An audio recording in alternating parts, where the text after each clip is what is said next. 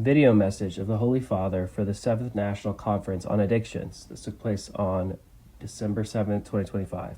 The following is the text of the video message of the Holy Father for the 7th National Conference on Addictions, organized in Rome by the Presidency of the Council of Ministers from November 7th to 8th, 2025. Video message.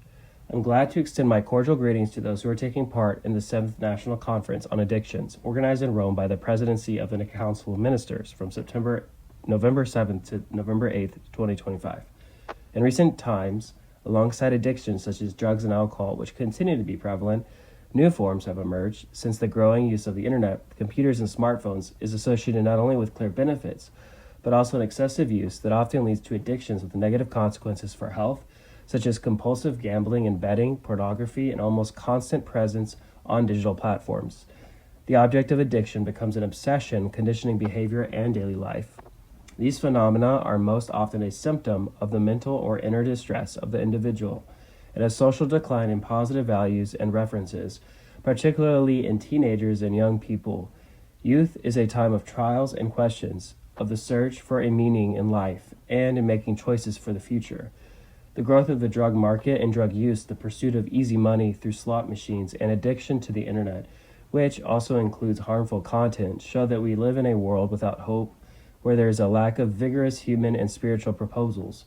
As a consequence, many young people think that all forms of behavior are equal, as they are unable to distinguish good from evil and do not have a sense of moral limits.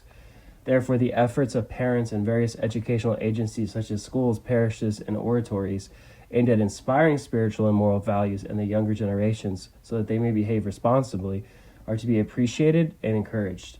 Adolescents and young people need to form their consciences, develop their inner lives, and establish positive relationships with their peers and constructive dialogue with adults in order to become free and responsible architects of their own lives. The fear of the future and of the commitments of adult life that we observe among the young makes them particularly vulnerable. Often they're not encouraged to strive for a righteous and beautiful life. They have the tendency to withdraw into themselves. State institutions, voluntary associations, the church, and society are called upon to perceive among these young people a cry for a help of deep thirst for life, to offer an attentive and supportive presence that invites them to make an intellectual and moral effort and helps them to forge their will.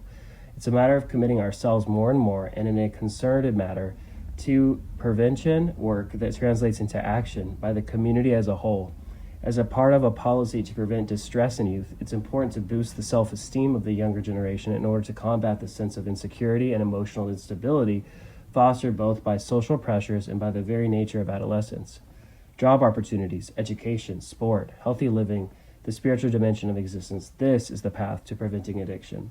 I encourage all those taking part in this significant event to outline practical proposals aimed at promoting a culture of solidarity and subsidiarity, a culture that opposes selfishness and utilitarian and economic logic, but which reaches out to others, listening to them, and on a journey of encounter and relationship with our neighbors, especially when they're most vulnerable and fragile.